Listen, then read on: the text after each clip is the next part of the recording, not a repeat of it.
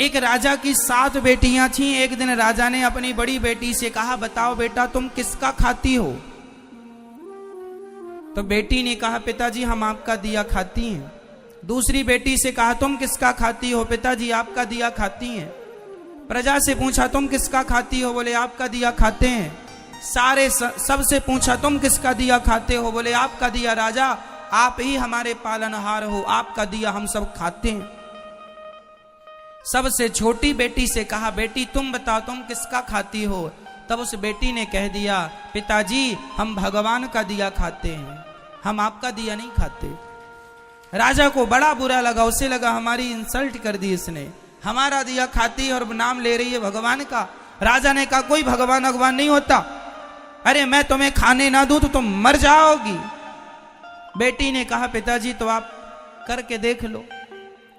राजा बड़ा गुस्से में आया और अपनी उस बेटी का विवाह ऐसे आदमी से कर दिया जो बिल्कुल गरीब था और बिल्कुल बीमार था। गरीब था और बिल्कुल अचल था। अचल मीन्स एक कदम भी।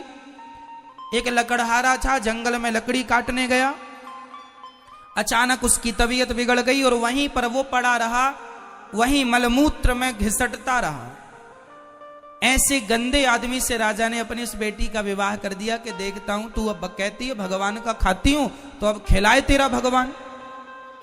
6 बेटियों का विवाह उसने अच्छे राजाओं के घर किया, राजकुमारों के साथ खानदान में किया, और एक बेटी का विवाह लकड़हारे से कर दिया, वो भी जो बीमार था, जो मलमूत्र भी वहीं कर रहा था, पूरा गंदगी थी, मक्खियां भिन्न भिन्न कर रही थी।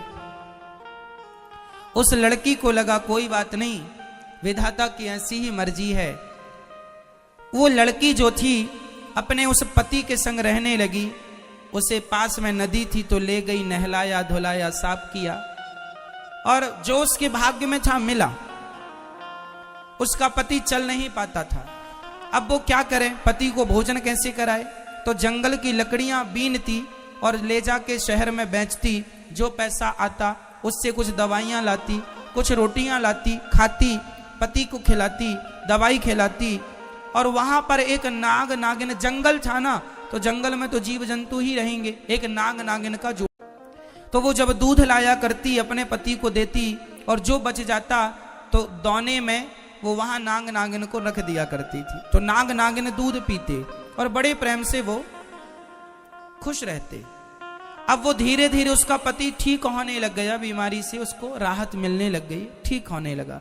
एक दिन नाग ने सोचा कि ये मेरी इतनी सेवा करती है, परोपकारी भाव है, यदि इसे धन मिल जाएगा तो ये तो समाज की बहुत सेवा करेगी। तो सांप ने उसे स्वप्न में कहा कि जहां हम लोग रहते हैं वहां बहुत बड़ा खजाना गड़ा है, तुम खोद लेना। वो लड़की ने खोदना शुरू किया, उसे सच्ची का खजाना मिल गया, जिसमें बहुत सारा सोने चांदी से भरा हुआ खजाना था। वो तो लखपति हो गई। उसने एक बड़ा सा महल बनवाया, नगर बसाया, ओ बढ़िया ठाट बाट बनाया, और दोनों राजा रानी हो गए। उसका पति बिल्कुल स्वस्थ हो गया और बढ़िया राज सिंहासन पर बैठने लगे, और बड़े प्रेम से हाथी घोड़ा इकट्ठा किया और सेना इकट्ठी की, राजा हो गया, वो रानी हो गई। पर उसने परोपकार नहीं छोड़ा, रोज अन्न क्षेत्र चलाती, जो आए सबको भरपेट भोजन मिलेगा, उसके पास जरूरत से ज्यादा धन हो गया। एक दिन वो सबको भोजन बांट रही थी तो उसने देखा कि लाइन में सबसे पीछे उसका बाप लगा हुआ और उसकी बहनें लाइन में लगी हैं भोजन के लिए। उसने पहचान लिया ये तो मेरा पिता है। उसने कहा, पिताजी आप? वो सन्न रह गया, कौन हो आप? मैं आपकी बेटी छोटी, लकड़हारे से विवाह किया था, कुछ याद आया? हाँ हाँ, पर तेरा ये ठाट बाट कैसे? पिताजी पहले ये बताओ कि आपकी ये दुर्गति कैसे हो गई?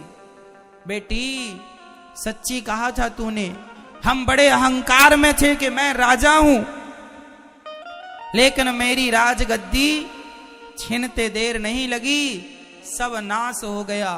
सारी बेटियां जिन्होंने ये कहा था कि पिता के भाग्य का खाती हैं, आज पिता कुछ नहीं खिला पा रहा है इन्हें, आज तू खिला रही है।